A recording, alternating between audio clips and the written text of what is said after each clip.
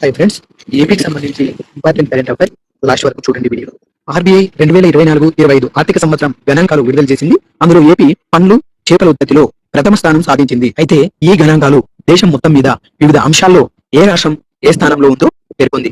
పండ్ల ఉత్పత్తిలో కోట్ల టన్నుల్లో మొదటి 3 స్థానాలను మనం చూసుకున్నట్లయితే ఆంధ్రప్రదేశ్ ప్రథమ స్థానంలో 1.93 కోట్ల టన్నులతో ఉంది. రెండవ స్థానంలో మహారాష్ట్ర 1.68, మూడో స్థానంలో మధ్యప్రదేశ్ 1.02. అదే విధంగా మరొక అంశం, పండ్ల తోటల సాగు లక్షల హెక్టార్లలో చూసినట్లయితే ప్రథమ స్థానంలో మహారాష్ట్ర 8.96, ఆంధ్రప్రదేశ్ 8.07.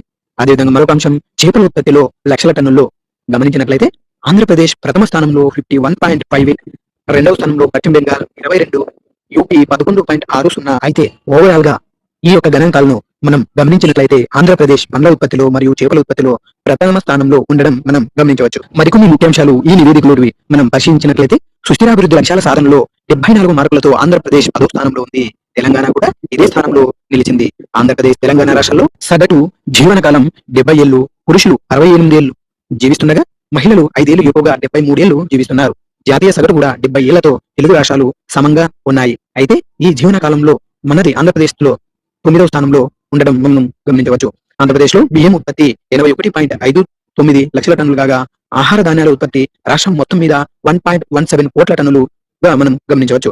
రాష్ట్ర వ్యాప్తంగా వరి సాగు 20.77 లక్షల హెక్టార్లుగా మనం గమనించవచ్చు. ఈ మొత్తం గణాంకాలను ఎగ్జామ్ పాయింట్ ఆఫ్ వ్యూలో ఖచ్చితంగా అడిగే అవకాశం ఉంది ఫ్రెండ్స్, గుర్తుంచుకోండి. Thank you. ఈ సబ్స్క్రైబ్ నేను మరికొన్ని వీడియోలు చేయడానికి వీలవుతుంది. Thank you.